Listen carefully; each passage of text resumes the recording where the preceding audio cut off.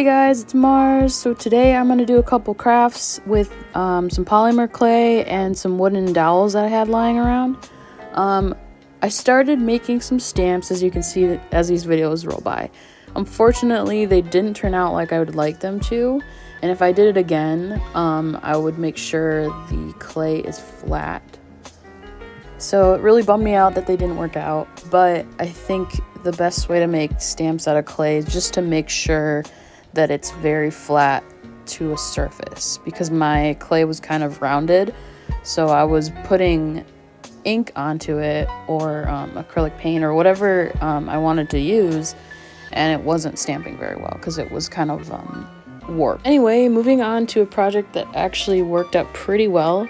I decided to make a watercolor dish, and I decided to make it into an avocado shaped one, and it turned out super cute.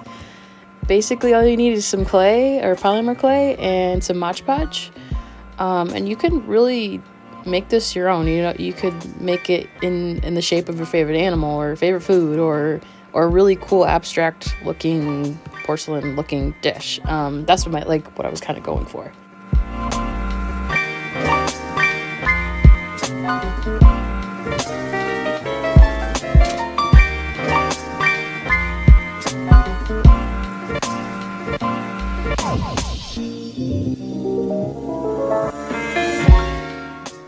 So once I baked all the clay pieces that I originally made, you'll see here in a second all the stamps that couldn't make the cut. I really wish they worked out. But yeah, I took some Mod Podge, like I said earlier, that you would need, and it'll basically just seal everything up in the clay and give it that shiny finish. When you're looking for Mod Podge, just make sure it's like a gloss finish and that it's water-based, so it'll hold water well, because when you use this with paints and watercolor, it'll just wash right off. And pretty sure it might, discolor this over time, but it's such a cute idea, and I'm really glad I did it. So yeah, hopefully you want to do it too. So for the next project, I ended up making a brush holder, and it turned out really well. All I used was wooden dowels and hot glue.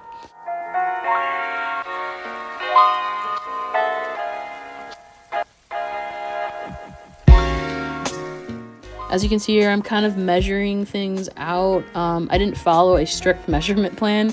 I just sort of mapped it out on paper and just kind of like cut down these dowels to size and just made a grid. And you can make this grid doesn't have to be like a rectangle, it could be a square too.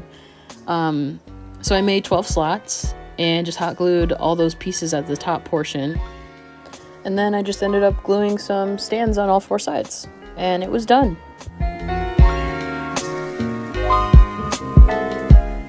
This last project was another stamp project. I took the spare wooden dowels and cut them down to like a square size, and then I had some cardboard. I also had some balsa wood, which gave off a very cool texture when I did stamp it, so that was awesome. But yeah, I basically just hot glued the cardboard squares and then put the dowels in a line, and that worked pretty well. I used ink first, like normal stamp ink. It's possible my ink is just worn out and it's like not working, but it worked, but it was like faded, which is cool. But I found that acrylic paint was just way better, especially with the balsa wood. You'll see in a second, it looked super cool.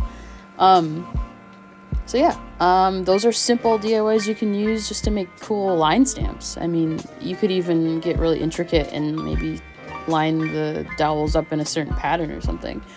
But yeah, I think this is really fun. Thanks for watching my video. Hope everyone's doing good in quarantine, and maybe these crafts will keep you busy.